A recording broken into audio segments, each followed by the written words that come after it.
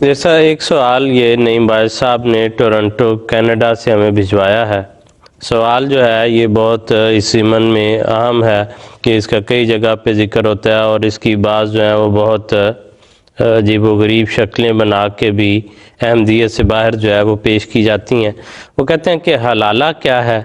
اور کن حالات میں حلالہ ہوتا ہے؟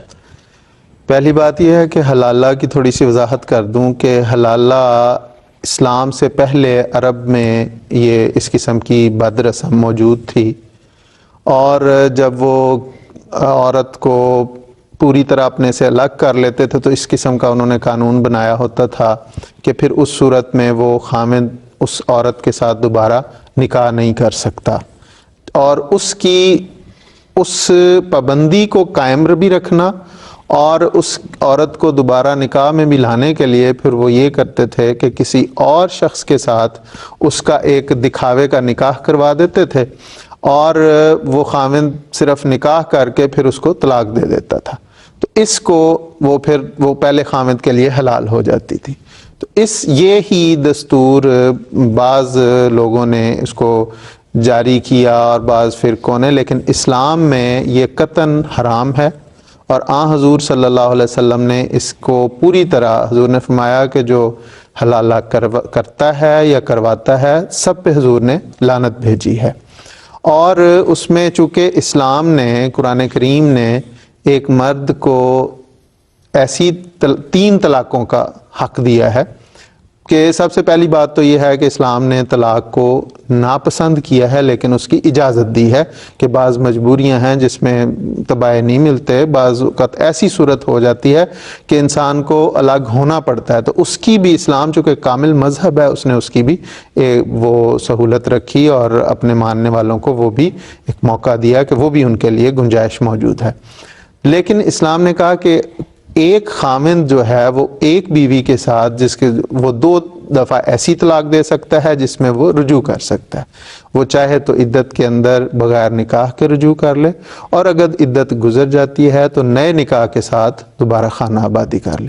ایسا بغیر نکاح کے یا نکاح کے ساتھ 2 دفعہ ہو سکتا ہے۔ اگر وہ تیسری دفعہ طلاق دے دیتا ہے تو پھر نہ اس کے ساتھ وہ رجوع ہو سکتا ہے بغیر نکاح کے، اور نہ ہی عدت کے بعد یا نکاح کے ساتھ رجوع ہو سکتا ہے، حتیٰ تنکحہ زوجن غیرہ، یعنی جب تک کہ وہ عورت کسی اور جگہ شادی نہ کر لے اور وہاں سے اسے بغیر کسی منصوبہ بندی کے طلاق ہو جائے یا خامند کی وفات ہو جائے تو پھر وہ پہلے خامند کے ساتھ نکاح کر سکتی ہے۔ تو یہ ہے اصول، بڑا پاک صاف اصول۔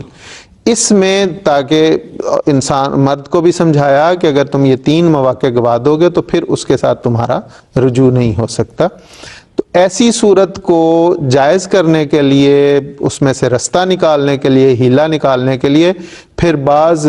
لوگوں نے عرب میں جو اسلام سے پہلے رسم حلالہ کی رائج تھی اسی کو اپنایا، اور دکھاوے کے لیے، ہیلے کے لیے کسی کا نکاح کروا دیا جاتا تھا، اور وہ تعلقات قائم کیے بغیر اس کو طلاق دے دیتا تھا، اور وہ پہلے خامد۔ تو اس کے متعلق احادیث میں حضرت محمد مصطفیٰ صلی اللہ علیہ وسلم نے فرمایا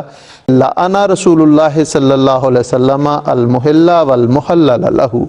کہ حلالہ کرنے والے کے لیے اور جس کے لیے حلالہ کروایا جا رہا ہے ان دونوں پہ حضور صلی اللہ علیہ وسلم نے لعنت بھیجی ہے۔ حضرت اقدس مسیح موعود علیہ السلام نے بھی اس پہ بڑی خوبصورت بحث فرمائی، آپ نے بڑی وضاحت اس کی، میں وہ دونوں اقتباس پڑھنا ضروری سمجھتا ہوں۔ ضرور۔ حضور فرماتے ہیں، ایک جگہ سوال ہوا کہ 3 طلاقیں ہو جاویں تو کیا پہلا خاوند پھر بھی نکاح کر سکتا ہے؟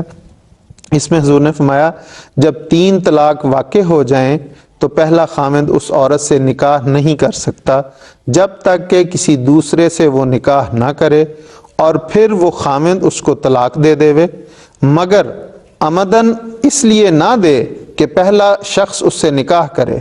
اس کا نام حلالہ ہے اور یہ حرام ہے۔ ہاں اگر ایسے اسباب پیش آ جائیں کہ وہ دوسرا شخص اس عورت کو طلاق دے دے تو پھر وہ پہلے شخص سے شادی کر سکتی ہے۔ یہ حضور نے الحکم 24 اپریل 1903 میں حضور نے فرمایا۔ حضور اپنی تصنیف آریہ دھرم جو بڑی معروف حضور کی تصنیف تھی، اور اس میں جو آریہ مذہب تھے ان کی طرف سے اٹھائے جانے والے مختلف سوالات کے حضور نے جواب دیے۔ تو اس میں بھی بعض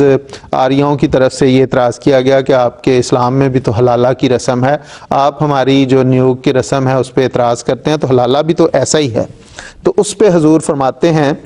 ناظرین پر واضح رہے کہ اسلام سے پہلے عرب میں حلالہ کی رسم تھی، لیکن اسلام نے اس ناپاک رسم کو قطعاً حرام کر دیا، اور رسول اللہ صلی اللہ علیہ وسلم نے ایسے لوگوں پر لعنت بھیجی ہے جو حلالہ کے پابند ہوں۔ چنانچہ حضرت ابن عمر سے مروی ہے کہ حلالہ زنا میں داخل ہے، اور حضرت عمر رضی اللہ تعالیٰ عنہ سے روایت ہے کہ حلالہ کرانے والے سنگسار کیے جائیں۔ اگر کوئی مطلقہ سے نکاح کرے تو نکاح تب درست ہوگا کہ جب واقعی طور پر اس کو اپنی جورو بنا لے، اور اگر دل میں یہ خیال ہو کہ وہ اس ہیلے کے لیے اس کو جورو بناتا ہے کہ تا اس کی طلاق کے بعد دوسرے پر حلال ہو جائے، تو ایسا نکاح ہرگز درست نہیں، اور ایسا نکاح کرنے والا اس عورت سے زنا کرتا ہے، اور جو ایسے فعل کی ترغیب دے وہ اس سے زنا کرواتا ہے۔ غرض حلالہ علماء اسلام کے اتفاق سے حرام ہے، اور ائمہ اور علماء سلف نے اس کو، اور جس میں حضور فرماتے ہیں صحابہ اور تابعین اور تبع تابعین اور سب محققین علماء اس کی حرمت کے قائل ہیں، اور شریعت اسلام اور نیز لغت عرب میں بھی زوج اس کو کہتے ہیں کہ کسی عورت کو فی الحقیقت اپنی جورو بنانے کے لیے تمام حقوق کو مد نظر رکھ کے اپنے نکاح میں لاوے، اور نکاح کا معاہدہ حقیقی اور واقعی نہ ہو، اور نکاح کا معاہدہ حقیقی اور واقعی ہو، نہ کہ کسی دوسرے کے لیے ایک ہیلا ہو۔ اور قرآن شریف میں جو آیا ہے حتیٰ تنکحا زوجن غیرہ، البقرہ 231، اس کے یہی معنی ہیں کہ جیسے دنیا میں نیک نیتی کے ساتھ اپنے نفس کی اغراض کے لیے نکاح ہوتے ہیں، ایسا ہی جب تک ایک مطلقہ کے ساتھ کسی کا نکاح نہ ہو اور وہ پھر اپنی مرضی سے اس کو طلاق نہ دے، تب تک پہلے طلاق دینے والے سے دوبارہ اس کا نکاح نہیں ہو سکتا۔ سو آیت کا منشا یہ نہیں ہے کہ جورو کرنے والا پہلے خامد کے لیے ایک راہ بناوے اور آپ نکاح کرنے کے لیے سچی نیت نہ رکھتا ہو، بلکہ نکاح صرف اس صورت میں ہوگا کہ اپنے پختہ اور مستقل ارادے سے اپنے صحیح اغراض کو مد نظر رکھ کر نکاح کرے، ورنہ اگر کسی ہیلے کی غرض سے نکاح کرے گا تو عند الشرع وہ نکاح ہرگز درست نہیں ہوگا اور زنا کے حکم میں ہوگا۔ لہٰذا ایسا شخص جو اسلام پر حلالہ کی تہمت لگانا چاہتا ہے، اس کو یاد رکھنا چاہیے کہ اسلام کا یہ مذہب نہیں ہے، اور قرآن اور صحیح بخاری اور مسلم اور دیگر احادیث صحیحہ کی روح سے حلالہ قطعی حرام اور مرتکب اس کا زانی کی طرح مستوجب سزا ہے۔ یہ ہے حضور نے فرمایا، بڑی تفصیل کے ساتھ اس میں سارا مسئلہ وضاحت بالکل ظہیر صاحب کہ سیدنا مسیح موعود علیہ السلام نے آیات قرآنیہ، احادیث، صحابہ کرام، علماء سلف اور خود سیدنا مسیح موعود علیہ السلام کا بطور حکم عدل بہت واضح فیصلہ ہے، اور پوری تفصیل جو ہے وہ آپ نے اسی حوالے سے بیان کر دی ہے۔